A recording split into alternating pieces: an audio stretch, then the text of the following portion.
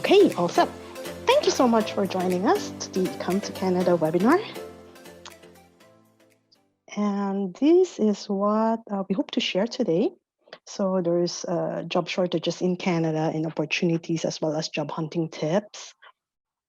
Work visa, permanent resident visa if you hope to immigrate to Canada, as well as student visa. We'll also be sharing, you'll see some QR codes throughout the presentation. If you wish to go to the links and get more content, please scan the QR code.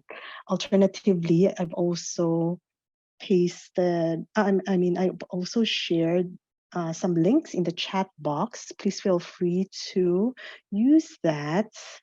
And if you would like to receive more information and links on working, immigrating, studying, or visiting Canada, please complete that short form, which is shared in the chat box, and we can send you all the links as well. So why choose Canada? Canada is one of the most multicultural countries in the world with world-class universities, a universal healthcare system, strong, stable G7 economy, and clean, safe, friendly cities. Employment levels are high, and our low annual inflation rate means that it is relatively affordable to live in Canada. Cost of living is actually lower in Canada than in Australia. And Canada also takes the top spot overall in the 2021 Best Countries Report. So the report ranks countries based on their cultural, economic, political, technological influences, as well as social purpose and agility. As well, Canada ranks number 1 as the country with the best quality of life. It is also one of the world's most competitive economies. So Canada is the most cost-competitive economy in the G7. And it is the world's 5th largest energy service exporter, according to Invest in Canada flagship. It is also ranked 8th in the top entrepreneurial economies in the world. Canada's banking system has been recognized as the 9th soundest financial system in the world as well, according to the World Economic Forum. And we are among the top 15 least corrupt societies in the world. Canada also offers a favorable environment for pioneer achievers in innovation. So both businesses, universities, and college are incubators for innovation. In Canada, we believe that diversity is our strength. Canadians are known for being friendly, open, and tolerant. And Canada is known for its stable, peaceful society and diverse culture. It is the first country in the world to adopt multiculturalism as an official policy, and nearly 50% of our federal cabinet ministers are women. As well, our 2 official languages are French and English, and are fundamental characteristic of the Canadian identity. Although you don't have to know, be fluent in French to live and work in Canada. Now, here are some travel ideas. If you're dreaming of a white Christmas maybe, or all season round, there's really something for you in Canada. Be it enjoying the Canadian winter, to see the majesty of Yukon and the polar bears, or skiing in the slopes of British Columbia, Canada has it all. So if you just want to visit Canada, all you need is either a visa or an electronic travel authorization. For Australians and Kiwis, you only need the ETA, or electronic travel authorization, which is valid for 5 years, up to 5 years, or when the passport expires, whichever is sooner. And it costs 7 Canadian dollars and is multiple entry. Now, on to the exciting part of our presentation. Job opportunities in Canada. Generally speaking, occupations that are in demand are in these sectors: technology, healthcare, teaching, manufacturing, and trades. Not an exhaustive list though. And it also includes agriculture, transportation, and services. Some examples of occupations that are in demand in Canada are here. Again, not an exhaustive list.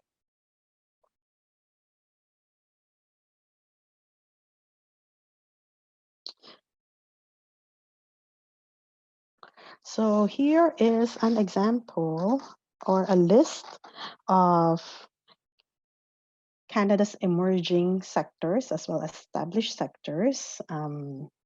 So these are our startup ecosystems, which is scattered around our 6 major cities in Canada. You have big data and analytics, AI, cybersecurity. If you're into gaming and animation, there's a huge industry in Montreal, world leading actually. In Toronto, you have fintech, health, health and life sciences as well, and clean tech. In terms of finding a job, here are some examples of job sites in Canada. The first one, actually, jobbank.gc.ca, is a government website where there's tens and thousands of job openings listed there. I think currently there's like 80,000 jobs available all throughout Canada. Later, we'll be discussing different types of work permits or visa, and one of which a type there would be something called an employer-specific work permit, which requires a labor market impact assessment, meaning you have to have an employer who will be sponsoring you and getting that document. And this would be a good resource for you, the jobbank.gc.ca, because there are currently over 500 job openings from employers there who specifically want to recruit temporary foreign workers. And either they have already obtained that labor market impact assessment, so it's just waiting for somebody to fill that role, or they've lodged an application with the government already. So again, the website, jobbank.gc.ca, where you can search for jobs. And as well, there's a tab up there called Trend Analysis. If you click that and type in your intended occupation in Canada or in your area of discipline, you'd be able to get several useful information there, be it prospects in various cities in Canada, in the next 3 years, so you know which city or province specifically has more demand for that occupation, and you know where to base yourself in Canada, job openings, the qualification that is needed, average salary as well for that role. There's also a 10-year projection for that occupation, so you know if that occupation is going to experience growth in the next 10 years.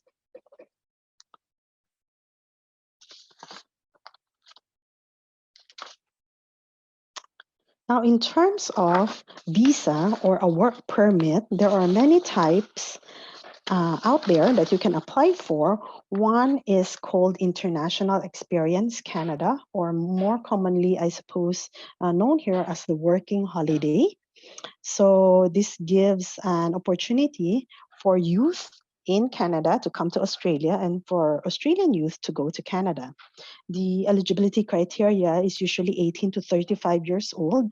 It also depends on your country of citizenship. For Australians and Kiwis, it's 18 to 35 years old.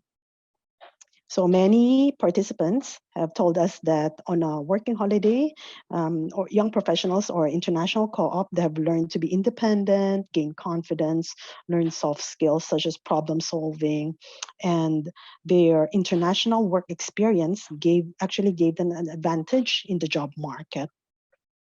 The difference for these three are the working holiday is for somebody who wants to travel and work in Canada. You do not need to have a job offer in Canada. You can actually rock up there and look for work while you're there. You don't need a job offer before you apply or even before you go. The eligibility criteria, 18 to 35. The length of the work permit is 24 months. So you can work for the entire 2 years with a single employer in Canada. Now for young professionals, it's also up to 24 months. also 18 to 35 years old, but this is an employer-specific work permit, meaning you need to have a job offer in Canada, and the job that you're going to is actually related to your field of studies or qualification. And then the international co-op or internship is if you are enrolled in a post-secondary institution in Australia and you wish to do an internship in Canada, and you need to have a job offer as well, and it's valid for 12 months. So in terms of reapplication, you can apply for either the working holiday or young professionals once, and then another time under internship. More information on this is on this website or QR code. Now, we mentioned that you don't need to have a job lined up, but for working holiday and others you do. If you would like to get some assistance in terms of job placements, as well as orientation, accommodation, transportation, there are recognized organizations under International Experience Canada or IEC who can help you for a fee. You do not require to avail of their service, though you can just do it on your own. Canada has agreements with more than 30 countries in terms of youth mobility, and Australia and New Zealand is one of are just two of them. But if your country is not there in the list, in our website, then you can also use a recognized organization. In our website, it'll list certain countries or nationalities who can avail of their service, even if their country of citizenship doesn't have a youth mobility agreement with Canada. As well, if you've already availed of a working holiday by yourself, you applied by yourself before, you can reapply for a working holiday through a recognized organization because their quota is separate from the country quota. For IEC, there's helpful links in the Help Center or FAQ that you can use. And applications are actually processed in Canada. Other work permits, many other work permits, if you don't meet the criteria of IEC or you don't wish to apply for IEC, there's regular employer-specific work permit where you need to have a job offer and LMIA, like we discussed, which you can find employers for in jobbank.gc.ca. Global Talent Stream, if you have a special skill, then your application, work permit application, could be processed in 2 weeks, expedited. LMIA exempt, there's business visitors. Intercompany transfer is, for example, your company in Australia has a sister company, affiliate company in Canada, then you're able to do an intracompany transfer. Then there's also firefighter and teacher exchanges. So you could contact your state Department of Education, and they should be able to assist you with regards to that. It's like a life swap with another teacher in Canada.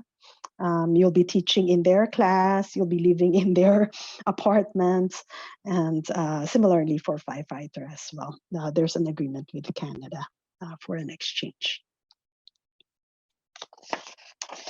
Oops.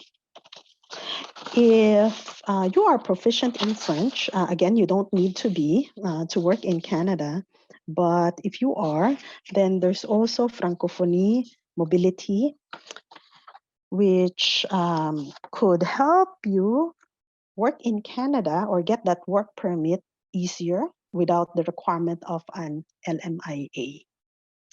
So you would be living and working in a Francophonie community, but outside Quebec. Use French on a daily basis, and your occupation is a skilled occupation. In the interest of time, let's not discuss the application process. So, next item is if you are interested in immigrating to Canada, there are various pathways again for you. So express entry is very simple. It it can be explained in 3 steps. So first is you gather your documents and create your profile online. It's like an expression of interest. You'll be able to see if you're eligible for immigration programs immediately. And if you qualify for at least one program, your application will be placed in a pool with every other application received by the department. And approximately every 2 weeks, Immigration Canada invites the best candidates to submit their application for immigration. And once you submit that application, it is processed within approximately 6 months. So there are 4 compatible immigration programs under Express Entry.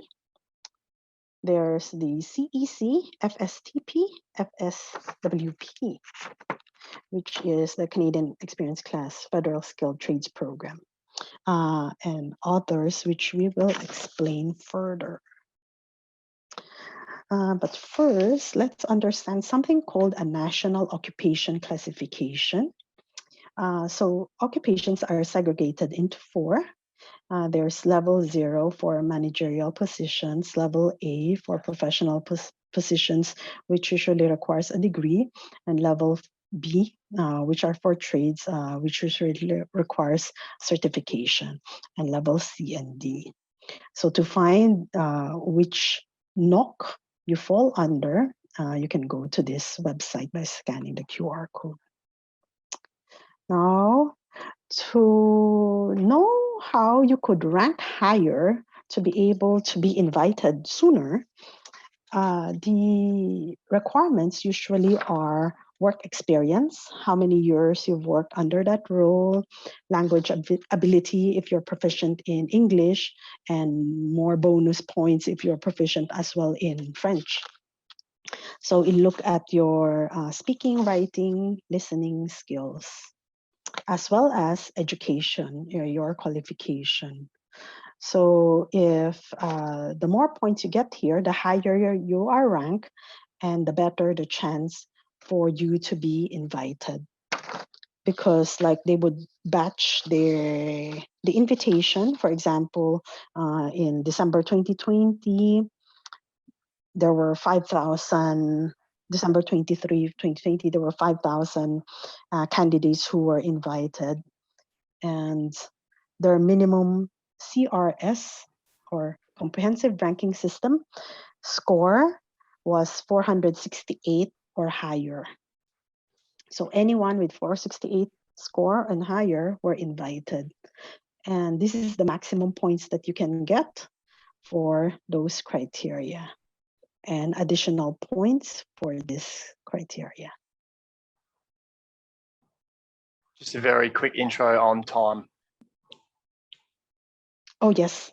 How much time do we have left? That's it. If you've got any key slides to go through, it's a quick 20 minutes. So. Oh, yes, very quick. It went by so quick. Maybe I'll just share the link in the chat box. If you would like to get more information on this, on our presentation and the links,